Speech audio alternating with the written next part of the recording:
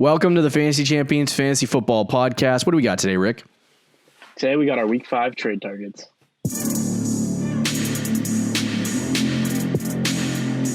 Welcome to the Fantasy Champions Fantasy Football Podcast. Here's your host, Morgan Colby and Rick Lemon.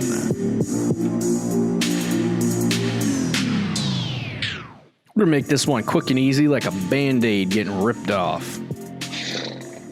Nice analogy. Yes. I feel like if you're ripping off a Band-Aid, that's not easy at all. No, and it's actually quite painful. So are you saying this show's going to be painful? Depends on how hairy the body part that you have the bandage on is. It's really... I feel like it hurts either way. You're still like ripping it off your skin. It's true. We are officially full-fledged into Week 5 preparations, and if we've reached this point in the year, I wanted to do a whole show on Monday, decided against it, about our takes and how they've been going through the first 4 weeks of the season, so we could officially publicly apologize for Kenyon Drake, but we did that on the waiver wire show, so that's all right. I mean, hey, we could also say we told you about Calvin Ridley. It's true. And Josh Allen. We told you. It's true. But this is the point in the year in week 4. After week 4 is when you really start, what things look like. You know what I mean? You know what players are going to do, what the snap counts look like, what the target shares look like, and how guys are going to perform, generally speaking, for the rest of the season, as opposed to reacting after week 1. So this is usually the sweet spot where you can start making some legitimate trades. Good, bad, ugly, whatever you want to say. This is the week where I think you got to start making improvements on your team. I know teams that go 4-0 and are the most arrogant, cocky, I don't need to change my team people in the world. And then those teams end up completely flopping. And what I like to do in fantasy football is always try to improve your team every single week during the entire season, no matter if you're undefeated or not, because your team is never perfect. And it's never my team. Like, I hate the teams that say my team's good, because your team's not good, bro. Well, what if you have Dak Prescott? Here we go. Kamara and Zeke. Calvin Ridley, DeAndre Hopkins, and Devontae Adams is your 3 receivers. Then you're good. Yeah, then you're maybe good. Trade one of those guys for a tight end. See, always looking to improve the team. Always. So that's what we're going to talk about, Week 5 trade targets for this episode. Before we jump right into that, check out our website, thefantasychampions.com. Follow us on Twitter @TheFFChamps, on Instagram @TheFantasyChampions. Like us at Facebook.com/TheFantasyChampions. If you're listening on Apple Podcasts, Spotify, Stitcher, or any other major podcasting platform, please subscribe. It is the best thing you can do to support our brand. Leave a review and share this podcast with your friends. You can also subscribe on YouTube. Click the bell for notifications and like and comment down below with your favorite, not your favorite, just trade questions. Any trade question that you have. We'll try to answer them. We'll try to answer them as best we can. So let's jump right into trade targets. We're going to start with the sell highs and then the buy lows. Tell us, my friend, about the first wide receiver trade target of the week. So is that a sell high, I'm assuming? Sell high. What did I say? Okay. Wide receiver trade target. I just said trade target. I said why. I literally screwed the whole thing up. So I gave away the position. But anyway, what's our first sell high of the week? Our first sell high is Odell Beckham Jr. And it's funny because he was our start of the week, a wide receiver, and he got you in half PPR like 40 fantasy points. So you're thinking to yourself, man. Our trades, our starts of the week and our trade targets are not mutually exclusive. Yeah, exactly. Odell had a fantastic week, 40 points. Why would I trade him? Well, that's why you would trade him, because he's not going to get 40 points again at all this season. Points. He had a fantastic matchup this week. And we even said it was kind of gross to put him on our start of the week, but it was just such a good matchup against a Dallas team that just struggles with wide receivers. And Odell went out and got 3 touchdowns. Yeah. He's not going to get 3 touchdowns again. He still only had 5 catches, which was his season high so far this season. With the amount the Browns run the ball, and that's not going to change, although now with Chubb out, it could kind of maybe change a little bit, but they're still going to be a run-first team. Yeah. But the amount that team runs the football, Odell is just going to have weeks where he's going to disappoint you. And right now, you can sell him as a top 5 fantasy wide Agreed. receiver. So you're not going to be at that point at all, I think, for the rest of the season. I would absolutely sell him to somebody who loves Odell and, has the Odell catching the football with one hand poster on his wall. Sell him to that guy and get yourself something that you need, like a running back. A shiny penny. Maybe even upgrade a wide receiver. Yeah, I mean, this could be, and I'm not saying this because I disagree, but there was a lot of variables that you have to take into account with this game with Odell. And he had 8 targets and 5 receptions. And I mean, those are obviously good totals. Like 8 targets is a good total. 5 receptions on that is not the best, but it'll do. He got 16 yards per reception. Though the yards per reception the last 2 or yards per catch the last 3 weeks have looked like old Odell. 18.5, 14.8, and then 16.2. So those look like old Odell Beckham. But the target share is just not there for Odell like it was when he was, in his prime years with the Giants. So 81 yards, not a bad performance in this game for him. And then the 2 touchdowns. The biggest area that kind of threw him over the top was the 2 rushing attempts for 73 yards and the touchdown. Right. Yep. That's what made his game ridiculous. He already had a ridiculous game. What was it? 12, 8 fantasy points plus. It was like 25 fantasy points just right there. And then the touchdown and all that stuff added to it. So for me, he had a really good week just receiving. And you're happy with 24, 25 points just receiving. But the rushing work's not going to be there on a regular basis, obviously. So I just look at it as it was a 35-point game in half PPR, but it really was like a 23, 24-point game in reality. The big thing is that Odell has had some really good games. He's had some really bad games so far this year and so far with the Cleveland Browns. I don't think the consistency is going to be there. And I feel like this is your opportunity to sell high. Last year, I was able to trade, not saying this is possible for you in your league, but I was able to trade the name Odell Beckham for Dalvin Cook. And it was like after like week 4. So everyone was concerned about. Odell was like a 2nd-round pick last year, though, too. No, I know. But everyone was kind of concerned about, how like Odell and, people still loved him and they were like, oh, he's a breakout wide receiver. He's going to be fine. He's on the Browns. No one really knew the Browns were going to suck. So I used the early portion of the season to really guise Odell as a 2nd-round pick who was just having a few bad weeks. I knew he wasn't going to just have a few bad weeks. But anyway. And then didn't you trade Dalvin Cook? I did. I traded Dalvin Cook, but that's beside the point, bro. I think I ended up with Leonard Fournette and Hopkins. So does that work out for me? I don't know. I think so. Yeah, that would have been a decent trade last year. But anyway, so for me with Odell, I think this is your opportunity to sell him at 35 fantasy points, like you said, Rick, to the owner who is super hyped on Odell. Yeah. And you could probably get a really decent running back. I think a high-end running back too could probably come back in return for Odell. Right. If the team does like him. But anyway, let's move on to the next guy, Melvin Gordon, who had 25 half PPR fantasy points on Thursday Night Football. Is that correct? I got that right? He did. I believe he had 25 fantasy points in half PPR. Yes, 24.8 to be specific for the haters. So pretty much 25. Fantastic game rushing the football. 23 rushing attempts, 4.7 yards a carry, 2 touchdowns. He did not do a lot receiving wise, but he was able to put together a really, really great game against the Jets. Also, one of our starts of the week last week. Yeah. He has New England coming up, which is a lot more difficult of a matchup than what you had the previous week. And I think you might also see the return of Phillip Lindsay. But with Melvin Gordon, you're starting to see, a lot of interesting things happen for him. But with Lindsay coming back in the bad matchup against New England, this is probably your largest window to throw him through. He's had an okay season so far. He's actually been good.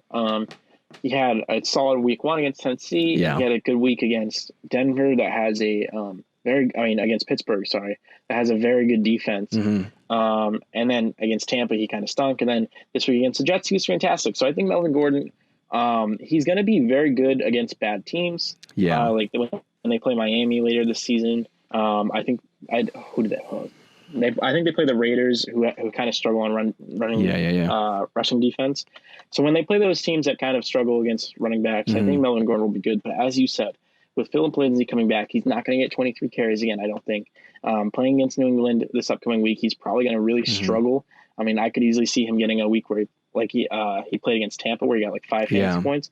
I could easily see him doing that again this week. So if you can trade Melvin Gordon, I would, because his value right now is very high. And I think he's going to come back down to earth a little bit as more of like a low end RB2, which right now he's probably at like a high end RB2, maybe even a low end RB1. Right. With all the injuries. Through the first, through the first 4 weeks of the season so far, Melvin has been the wide receiver. Oh man, I lost him. The running back. Where are you, Melvin? Sorry, I'm trying to find where he landed. Yes, running. But see, you're correcting me, and he has been the running back 10 so far in fantasy football in half PPR with 60 fantasy points. So he's been relatively good. But what is it that you're looking to get in return for him? I think that I get that question a lot with specific players. It really just depends on who's on your team. Like, it really does. What do you need on the team? Do you need a wide receiver? Because then it's obvious you're going to want a wide receiver back from Melvin Gordon. Maybe you could probably get a top 10 wide receiver right now from Melvin Gordon, which I would do if you need a wide receiver. Right. If you feel like you just want an upgrade at running back, I would try to target some of those buy low guys that we have. Yeah. And see if you could throw them in a package to get one of those guys. I would definitely try to do something like that, which we'll talk about the buy lows later. But it really depends on who's on your team. Yeah, definitely. I think for me, wide receiver, like I'm not more specifically in the last couple of years, I'm not really a swap a wide receiver for a wide receiver guy or a running back for a running back. I'm not either. It doesn't really make too much sense to just swap those guys unless you get somebody to walk up to you and give you something ridiculous. You get a clear upgrade. Yeah, you get a clear upgrade, then obviously do it. But like I don't think for me to go up to a team and say, hey, I'll give you Melvin Gordon for, an equivalent running back. It's not going to make sense for them. It's not going to make sense. It might make sense for you, but it might not make sense for them. And it's like, you're not going to get any deals done by doing something like that. So more specifically, I feel like if you have Melvin Gordon, you drafted him probably in the 3rd, 4th round, you probably have other running back options. And my guess would be that if you went running back in the first couple rounds and then drafted Melvin Gordon in the 4th, then you probably need a wide receiver. So guesstimation is the best way. But if I'm going to trade Melvin Gordon, it's probably going to be for wide receiver anyway. So I would, in terms of who I would target, would it be a bad deal to go after like a Juju or a Bob Woods for Melvin? I would definitely trade him for Juju. I'd probably trade him for Robert Woods too. Yeah, I would probably do that if you need a wide receiver. Yeah, I don't know about Robert Woods. I definitely do it for Robinson or Metcalf. Yeah, I would do it for one of those guys. But I just the value of what Melvin Gordon has been in the past is still in my head, which is tough. But anyway, would you do it for like Mike Evans? Oh yeah, right. So and I think you could probably. Depending if the team needs. Well, you don't like Mike Evans, but yeah, no. I've gone through so many like Mike Evans deals in my head in many leagues. It's like I don't know anymore. Let's talk about Singletary though. So Devin in the last 2 weeks has had no Zach Moss, obviously. And so we went into this season knowing that Devin Singletary could be a feature running back. And the Bills just were like, frick you, and drafted Zach Moss. So obviously that didn't help. But in the first couple weeks of the season, Moss was getting the Frank Gore role from last year. And, 10 carries a game, a little bit of pass catching work, which Gore wasn't getting, by the way. But he also was getting the goal line work. So I feel like for Singletary, he definitely has like this upside that is higher than a low end RB2 or a high end RB3, which is what he is with Zach Moss in the lineup. And that showed in the last couple of weeks with his 14 and 16 point games without Zach Moss. Right, yeah. And the biggest thing is the pass catching has significantly increased in the last couple of weeks. I feel like he's another one of those in the middle guys where I wouldn't mind buying him and getting him on my team because of the pass catching work if you can get him low. But at this point, because of the two very good games that he had, I think there are a lot of teams, and especially in 12-team and 14-team leagues, that are looking for running backs this year because the position is relatively weak. A lot of teams need an RB2. Yeah, so I feel like you can sell Singletary and once again get another. Like, I don't think you can get the equivalent value back like you did with, like, if you would trade Melvin.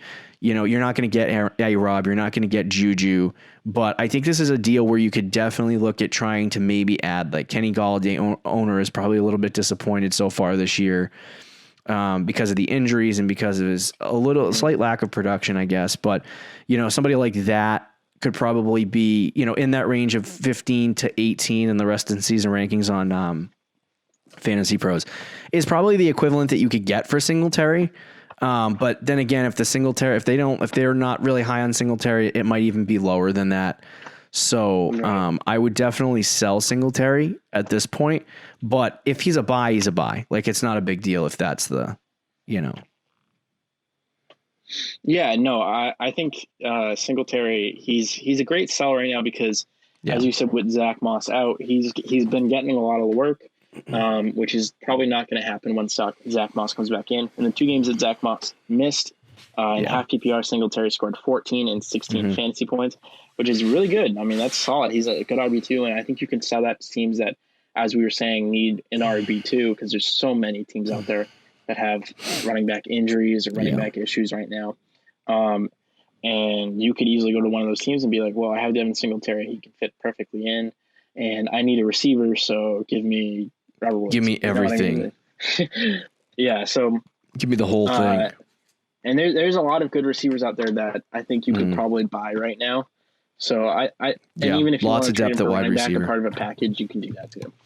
Let's move into the buy lows and talk about Jonathan Taylor. And man, dude, I tweeted out Sunday night. I have Jonathan Taylor, Miles Sanders, and Kenyon Drake on my team. And I was like, you know what? I'm going to draft my goal was to draft Sanders, Clyde, and then Kenyon. My goal was to get 2 out of the 3 guys that I thought were going to break out. And, you know, it's not really working out at the running back position, but I drafted Calvin Ridley and Allen Robinson. So I've been carried at this point.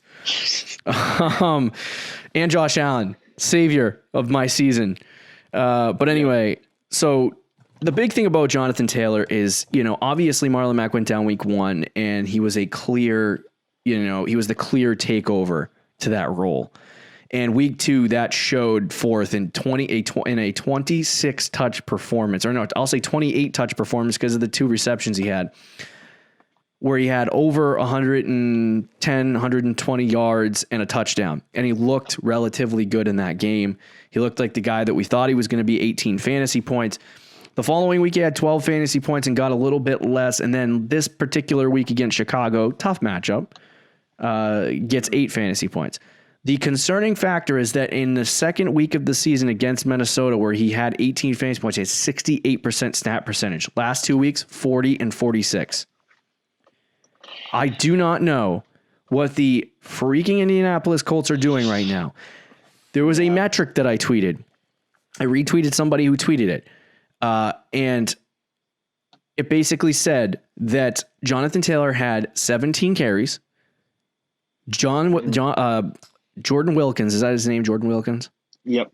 And Jordan Wilkins and Naheem Hines had 18 carries in the game. And Jonathan Taylor averaged 4 yards a carry. Those 2 clown shoes averaged about 12 a game. So yikes. It's or not 12, 2 yards per carry, not 12 yards. Right. Yeah. That's what I meant to say. So the big problem with Jonathan Taylor right now is not Jonathan Taylor. It's the moronic coaching staff. Now, I really do like Frank Reich. I don't think he's an idiot. I think he just had a game plan going in and he wants to use multiple backs. It just doesn't work. You don't have you wanted to go in the season, you use multiple backs. Marlon Mack got hurt. Your workhorse is Jonathan Taylor. Use him. Like, that's about as simple as it is. If you're not getting efficiency from the other two guys, Jonathan Taylor is going to be used. So the future of Jonathan Taylor is bright. I do think that the problem with what they've been doing with Jonathan Taylor is why a lot of people have been complaining about his lack of vision. He's running into offensive linemen and having a hard time hitting the hole properly and a lot of different stuff. It's not really affecting so much his efficiency, but he's not showing his extreme, like, you know, when he was at Wisconsin, he had great ball carrying vision, and he's not shown that in the first couple weeks. And I think that's because Jonathan Taylor was averaging like 25 to 30 carries a game at Wisconsin. He's not getting into a rhythm at this point because they're taking him in and out of the games. And it's like, if you keep him in for 2 straight series, he's going to break out. He had a 11-yard run, a 12-yard run, and a 16-yard run in this game. And it's like, if you give him the opportunity to consistently get the ball and stop taking him in and out of the game, he will have an explosive 30, 40-yard run. Like, it's going to happen. Start giving him the ball, Frank. Like, even though that everything you said is right, and like people have been complaining about his vision and stuff, he's still clearly the best running back on the team. Yeah, by the number. Right. Like, statistically, he is the best running back on this team right now, and it's not really even close. Yeah. And he's only can get better as a rookie. So like, they're going to start using him more. I do believe so. I mean, with Jordan Wilkins and Naeem Hines, I'd expect Jonathan Taylor to start to get more work as the season goes on. Yeah. And other than Cleveland this week, which isn't, you know, it's not the worst matchup. It's not the best matchup. But then he's got some easy games with Cincinnati and Detroit coming up after that. So I think now is a very good time to buy Jonathan Taylor while the owner's kind of starting to get frustrated with him in the fantasy points, and he hasn't really had a breakout week. Bring it home. When he can really be, he's going to be a low end RB1 this year, I think. I brought the bad cop anger with Frank Reich, and you just finished it. You brought it home. Yeah. So I would absolutely buy Jonathan Taylor because I do think as the season goes on, they're going to continue to use him.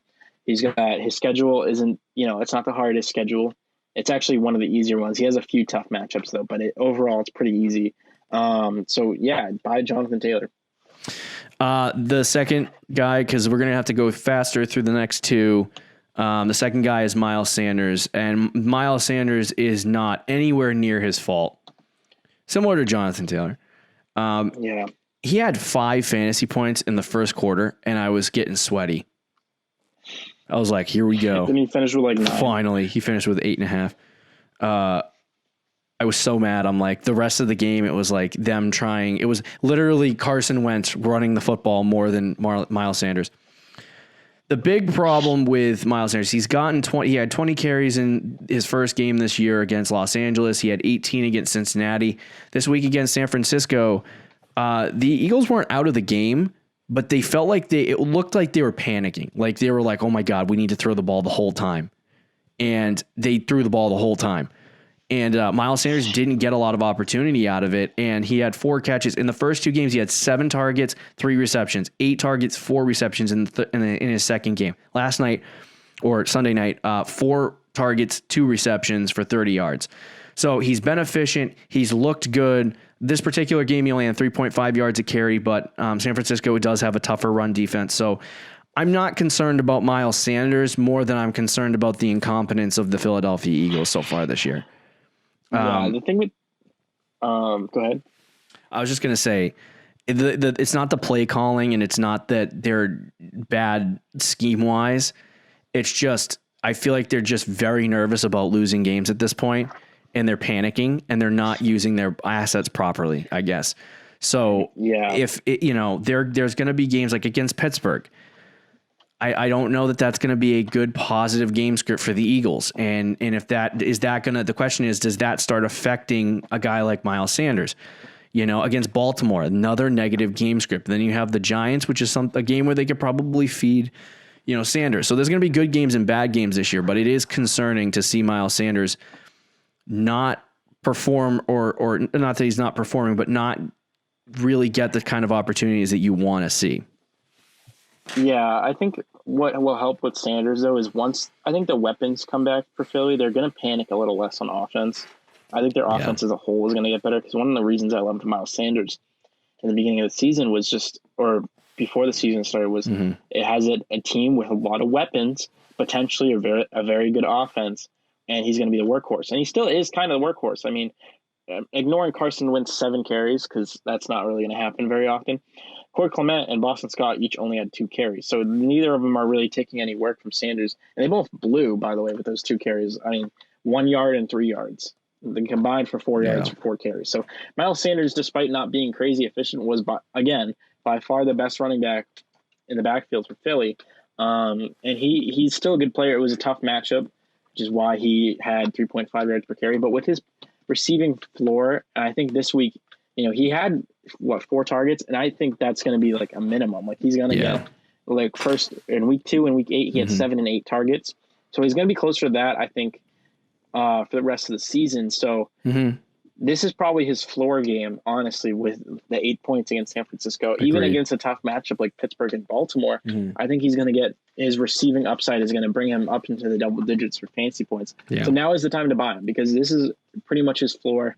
The guy who drafted Miles Sanders, the owner, probably took him in the first round and is frustrated that he's good, but not as good as he wants him to be. Very frustrated. That's you. So now's the time to buy him. And the final guy we have on this list is Bob Woods. Really quickly, give me your thoughts on Bob Woods, Rick.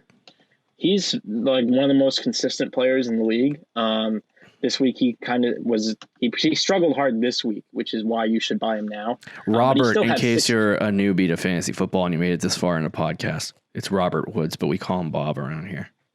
Well, you do more than me, but yes, that's true. Robert Woods, he still had it's interesting because he still had a good game. He still had 6 catches. The only thing was he only had 35 yards. Yeah, the efficiency through the air was not there. Right, and this week he only had 1 carry for 2 yards, which in the first 3 weeks of the season he had 14, 19, and 30 yards on the ground. So that didn't help either. So this week was a poor week. He had 6 points, but first 3 weeks of the season he had 15, 10, and 18. So he consistently gets double-digit points every week. He's a perfect wide receiver too. It's a great time to buy him after a struggling week. Yeah, I think for Robert Woods, I mean, he did have a tough week, and usually he's far more efficient through the air, but the 5.8 yards per catch was just absolutely abysmal. I think the biggest thing for Robert Woods is that he does get that bottom floor in terms of receiving. So he's, and he doesn't have a lot of hard matchups this year. So I think what you get out of Robert Woods is you don't get that high upside, but you do get a higher floor. There is, good things coming. He had in the first 2 weeks of the season, 83 and 86% snap percentage. This week and last week, he had 97 and 95 snap percentage. So that is increased, and he's been on the field more, which is good news. So I feel like he definitely is a buy right now because he's kind of like, I told Rick before the show, he's like, well, I'm not sure about that one. And I'm like, he's kind of a gross player. And I don't mean gross in terms of he's bad. It's just like he's a player that always ends up being a high-end wide receiver too, mid to high-end wide receiver too. He's consistent on a week-to-week basis. He has really good performances. And then there are weeks where he explodes and has really good weeks, like last week when he had 18 against Buffalo. So it's like that is the Bob Woods that you can expect. But he's not like the most talked about wide receiver. The most talked about wide receiver on the team is Cooper Kupp. The secondary thought is, Robert Woods. So, you can definitely get him on the cheap and get some, especially if you need low end wide receiver 1, high end wide receiver 2 return on a week to week basis in your second wide receiver spot or flex. Then I would definitely target Robert Woods. But those are our buy lows and sells highs. Sells highs. You should really buy low on everybody we talked about. Totally agreed. Totally agreed. And Miles Sanders. Hopefully you enjoyed this episode. Trade targets. If you have any questions for us, leave them in the comments. Any trade questions, leave them in the comments. Don't forget to check out our website, thefantasychampions.com. Follow us on Twitter and Instagram, and we will definitely talk to you tomorrow, my friends. Later. Thank you for listening to the Fantasy Champions Podcast. Make sure you subscribe on iTunes and YouTube and follow us on Twitter @TheFFChamps.